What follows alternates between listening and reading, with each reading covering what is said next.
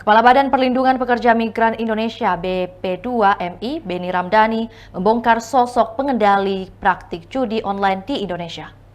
Adapun sosok tersebut berinisial T yang disebut selama ini tidak bisa disentuh oleh hukum. Beni mengaku hal tersebut telah disampaikan kepada Presiden Joko Widodo dan Kapolri Jenderal Listio Sigit. Ia mengatakan saat itu Jokowi dan Listio Sigit terkejut mendengar hal tersebut.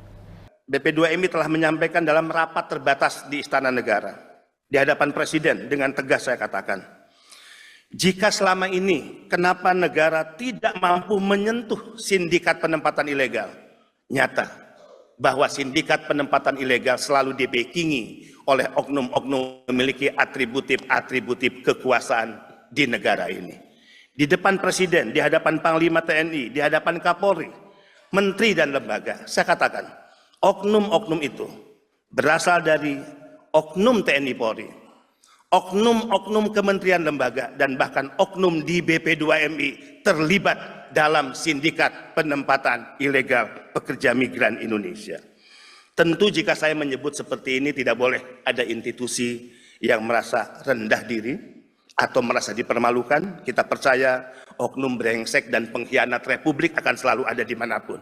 Tapi kita yakin di institusi negara, di kepolisian, di TNI, di kementerian lembaga, dan juga yang lainnya, akan masih banyak orang-orang baik yang memiliki komitmen kepada negara merah putih dan Republik ini.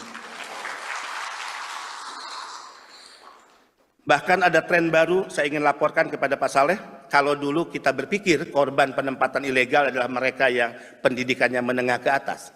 Tidak seperti itu dalam kasus penempatan ilegal ke Kamboja. Rata-rata mereka adalah anak-anak muda, lulusan SMA, kemudian juga bahkan S1. Dan ada case beberapa anak muda S2. Dan dari Sumatera Utara juga tidak sedikit yang menjadi korban. Untuk hal ini, saya menyatakan di depan Presiden, Panglima TNI, dan Kapolri, sebetulnya sangat mudah untuk menangkap siapa aktor di balik bisnis judi online di Kamboja dan siapa aktor di balik scamming online. Saya cukup menyebut inisialnya T aja paling depan lah. Yang kedua saya nggak perlu sebut. Dan ini saya sebut di depan Presiden. Boleh ditanya kepada Pak Menko, Pak Mahfud MD saat itu.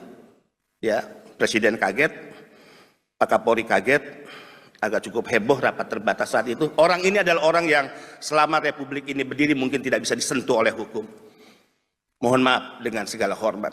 Saatnya negara mengambil tindakan tegas, tidak hanya menyeret para calo, kaki tangan, tapi mampu hukum menyentuh para bandar, para tekong, mereka yang kita kategorikan sebagai penjahat, penjual anak bangsa yang selama ini mengambil keuntungan dan pesta pora dari bisnis haram perdagangan manusia. Itulah tadi berita Hot News kita pada hari ini. Saksikan berita Hot News lainnya hanya di kanal YouTube dan Facebook Tribun Timur. Download Tribun X sekarang. Menghadirkan lokal menjadi Indonesia.